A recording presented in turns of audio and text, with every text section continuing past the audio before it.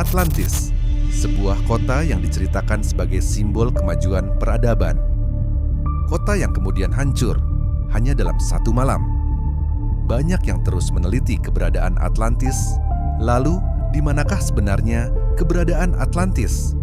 Bagaimana jika sebenarnya Atlantis itu ada di Indonesia? Siapkan mata dan telinga, karena di sini semua akan kuceritakan.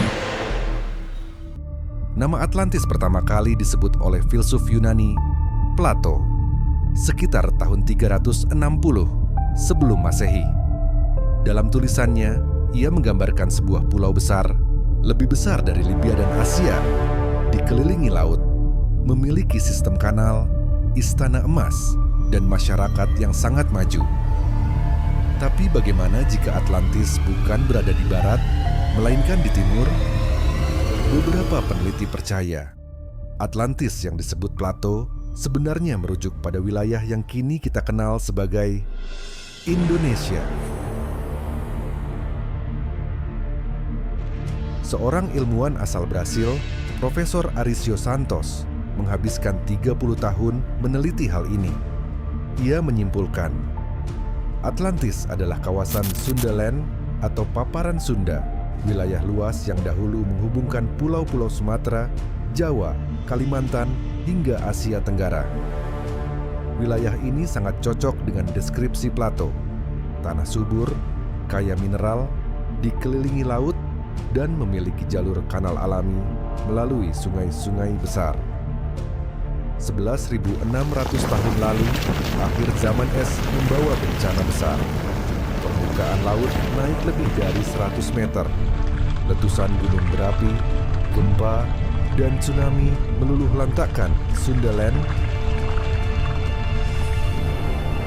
Atlantis, jika benar, itu adalah Nusantara purba, tenggelam dalam semalam.